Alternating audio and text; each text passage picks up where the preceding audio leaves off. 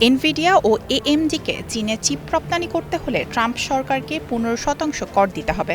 এমন চুক্তির শর্তে প্রতিষ্ঠান দুটোকে রপ্তানির অনুমোদন দিয়েছেন ট্রাম্প। এই চুক্তিকে অস্বাভাবিক বলছেন বিশ্লেষকরা। বিশ্বখ্যাত মার্কিন এই দুই টেক জায়ান্ট তাদের H20 এবং MI308 মডেলের চিপ রপ্তানি করবে। এই দুটো চিপ মূলত এআই প্রযুক্তিতে ব্যবহার করা হয়ে থাকে। এনভিডিয়া এনবিসি নিউজকে জানিয়েছে, আমরা মার্কিন সরকারের নির্ধারিত নিয়ম মেনে বৈশ্বিক বাজারে অংশ নিই। যদিও কয়েক মাস ধরে H20 চীনে পাঠায়নি। আমরা আশা করি রপ্তানি নিয়ন্ত্রণের নিয়মগুলো আমেরিকাকে চীন ও বিশ্ববাজারে প্রতিযোগিতা করার সুযোগ দেবে।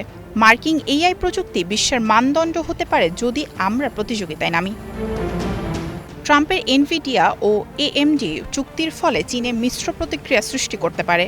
একদিকে তারা এই ব্যবস্থায় অসন্তুষ্ট হবে, অন্যদিকে চীনা কোম্পানিগুলো নিজেদের এআই সক্ষমতা বাড়াতে এসব চিপ পেতে আগ্রহী থাকবে, যা কিনা যুক্তরাষ্ট্রের জন্য নিরাপত্তা শঙ্কার কারণ হতে পারে।